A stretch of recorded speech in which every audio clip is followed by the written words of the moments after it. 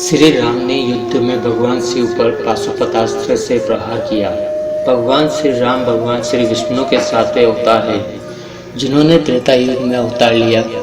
भगवान विष्णु के आराध्य देव भगवान शिव शंकर है।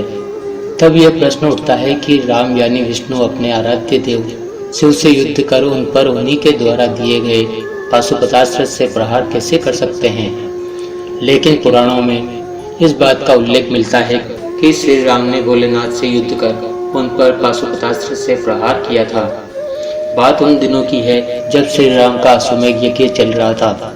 श्री राम के अनुज शत्रुघ्न के नेतृत्व में असंख्य वीरों की सेना सारे प्रदेश को विजित करती जा रही थी। यज्ञ का अश्व प्रदेश प्रदेश जा रहा था।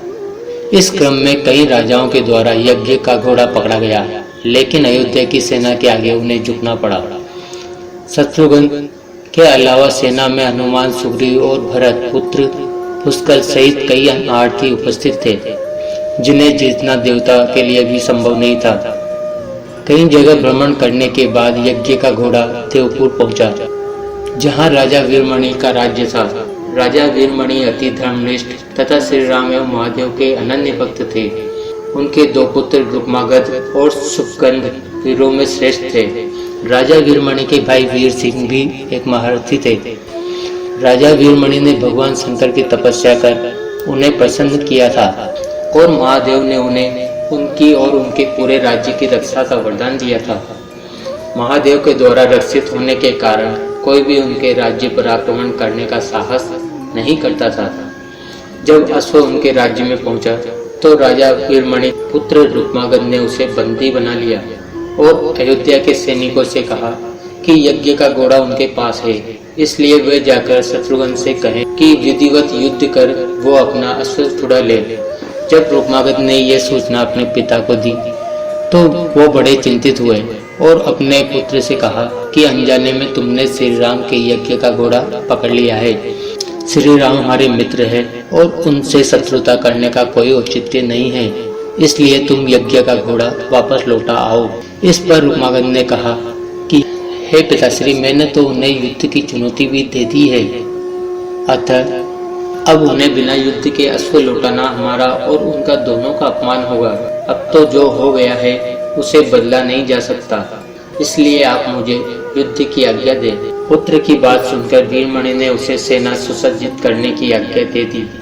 राजा वीरमणि अपने भाई वीर सिंह और अपने दोनों पुत्र रुक्मागध और सुभागध के साथ विशाल सेना लेकर युद्ध क्षेत्र में आ गए। इधर जब शत्रुघ्न को सूचना मिली कि उनके यज्ञ का घोड़ा बंदी बना लिया गया है तो वो बहुत क्रोधित हुए एवं अपनी पूरी सेना के साथ युद्ध के लिए युद्ध क्षेत्र में आ गए। उन्होंने पूछा कि उनकी सेना से कौन अश्व को छुड़ाएगा, तो भरत पुत्र पुष्कल ने कहा कि तातश्री, आप चिंता न करें। आपके आशीर्वाद और श्री राम के प्रताप से मैं आज ही इन सभी योद्धाओं को मारकर अश्व को मुक्त करता हूँ। वे दोनों इस प्रकार बात कर रहे थे कि पवनसुत हनुमान ने कहा कि राजा वीरमणि के राज्य पर आक्रमण करना स्वयं परमपिता ब्रह्मा के लिए भी कठिन है, क्योंकि यह नगरी महाकाल द्वारा रक्षित है। अतः उचित यही होगा कि पहले हमें बातचीत द्वारा राजा वीरमणि को समझाना चाहिए, और अगर हम न समझा पाए तो हमें श्री राम को सूचित करना चाहिए। राजा वीरमणि श्री राम का बहुत आदर करते हैं, इसलिए वे उनकी बात नहीं टाल पाएंगे।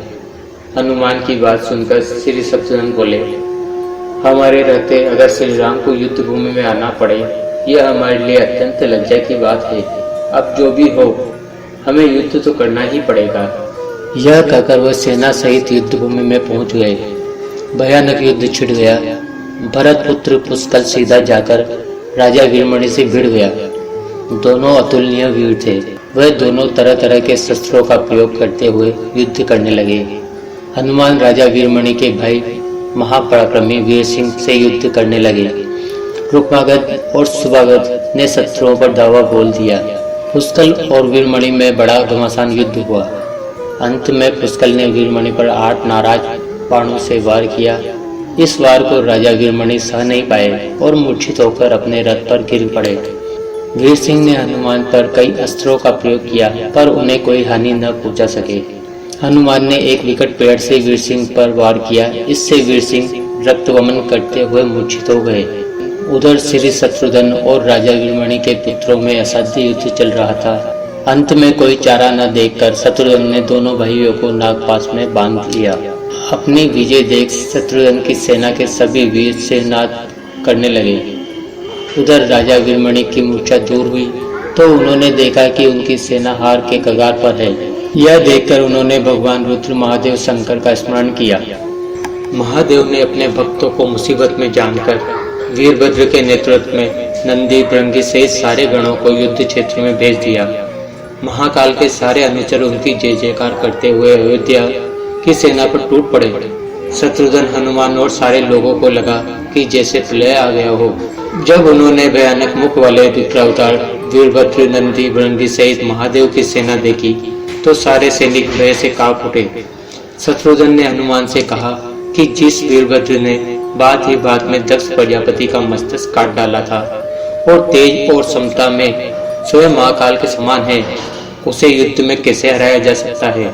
यह सुनकर पुष्कल ने कहा कि हे ताश्री, आप दुखी मत हो, अब तो जो भी हो हमें युद्ध तो करना ही होगा। यह कहते हुए पुष्कल वीरभद्र से, हनुमान नंदी से और शत्रुघ्न भृंगी से जा भिड़े। पुष्कल ने अपने सारे दिव्यास्त्रों का प्रयोग वीरभद्र पर किया, लेकिन वीरभद्र ने खेल खेल में उसे काट दिया। उन्होंने पुष्कल से कहा कि हे बालक, अभी तुम्हारी आयु मृत्यु को प्राप्त करने की नहीं हुई है, इसलिए युद्ध क्षेत्र से हट जाओ। उसी समय पुष्कल ने वीरभद्र पर शक्ति से प्रहार किया, जो सीधे उनके मर्म स्थान पर जाकर लगा।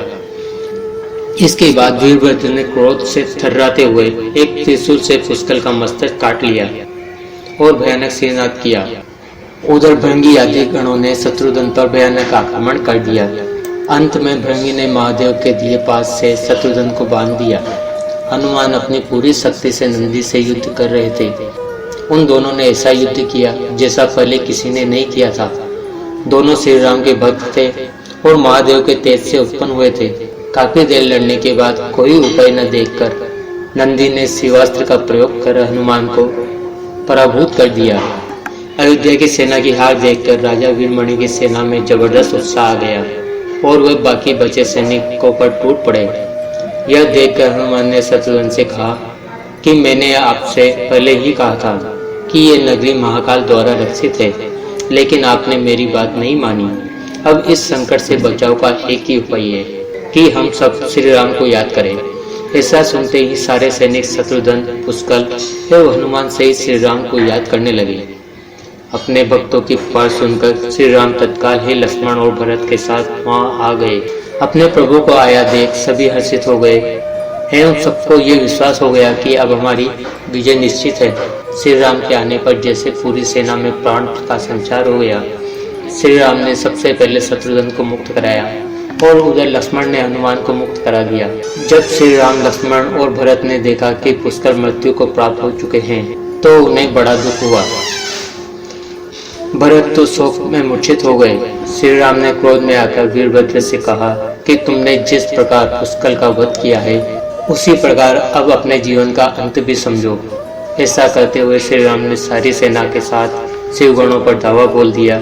जल्द ही उन्हें यह पता चल गया कि शिवगणों पर साधारण अस्त्र बेकार है, इसलिए उन्होंने महर्षि विश्वामित्र द्वारा प्रदान किए गए दिव्यास्त्रों से वीरभद्र और नंदी सहित सारी सेना को वितरण कर दिया।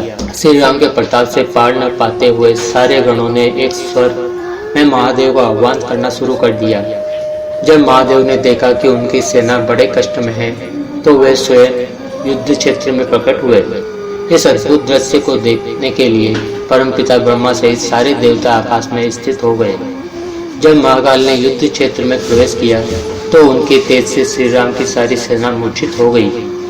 जब श्री राम ने देखा कि स्वयं महादेव रण क्षेत्र में आए हैं तो उन्होंने शस्त्र का त्याग कर भगवान रुद्र को दंडवत प्रणाम किया एवं उनकी स्तुति की। उन्होंने महाकाल की स्तुति करते हुए कहा कि हे सारे ब्रह्मांड के स्वामी, आपके ही प्रताप से मैंने पराक्रमी रावण का वध किया। आप स्वयं ज्योतिर्लिंग में रामेश्वर में पधारे। हमारा जो भी बल है वो भी आपके आशीर्वाद के फलस्वरूप ही है। यह जो अश्वमेघ यज्ञ मैंने किया है वह भी आपकी इच्छा से ही हो रहा है, इसलिए हम पर कृपा करें और इस युद्ध का अंत करें। यह सुनकर भगवान रुद्र बोले कि हे राम, आप स्वयं विष्णु के रूप हैं। मेरी आपसे युद्ध करने की कोई इच्छा नहीं है। फिर भी चूंकि मैंने अपने भक्त वीरमणि को उसकी रक्षा का वरदान दिया है, इसलिए मैं इस युद्ध से पीछे नहीं हट सकता। अतः संकोच छोड़कर आप युद्ध करें। श्री राम ने इसे महाकाल की आज्ञा मानकर युद्ध करना शुरू किया। दोनों में महान युद्ध छिड़ गया, जिसे देखने देवता लोग आकाश में स्थित हो गए। श्री राम ने अपने सारे दिव्यास्त्रों का प्रयोग महाकाल पर कर दिया, पर उन्हें संतुष्ट नहीं कर सके। अंत में उन्होंने पाशुपतास्त्र का संधान किया और भगवान शिव से बोले कि हे प्रभु, आपने ही मुझे यह वरदान दिया है कि आपके द्वारा प्रदत्त इस अस्त्र से त्रिलोक में कोई पराजित हुए बिना नहीं रह सकता। इसलिए हे महादेव, आपकी ही आज्ञा और इच्छा से मैं इसका प्रयोग आप पर ही करता हूँ। यह कहते हुए श्री राम ने वो महान दिव्यास्त्र भगवान शिव पर चला दिया। वह अस्त्र सीधा महादेव के हृदय स्थल में समा गया और भगवान रुद्र इससे संतुष्ट हो गए। उन्होंने प्रसन्नतापूर्वक श्री राम से कहा कि आपने युद्ध में मुझे संतुष्ट किया है, इसलिए जो इच्छा हो पर मांग ले। इस पर श्री राम ने कहा कि हे भगवान, यहाँ इस युद्ध क्षेत्र में भ्राता भरत के पुत्र पुष्कल के साथ असंख्य योद्धा वीरगति को प्राप्त हो गए हैं। उन्हें कृपया जीवन दान दीजिए। महादेव ने मुस्कुराते हुए तथास्तु कहा और पुष्कल समेत दोनों ओर के सारे योद्धाओं को जीवित कर दिया। इसके बाद उनकी आज्ञा से राजा वीरमणि ने यज्ञ का घोड़ा श्री राम को लौटा दिया और अपना राज्य रुक्मागद को सौंपकर वे शत्रुघ्न के साथ आगे चल दिए।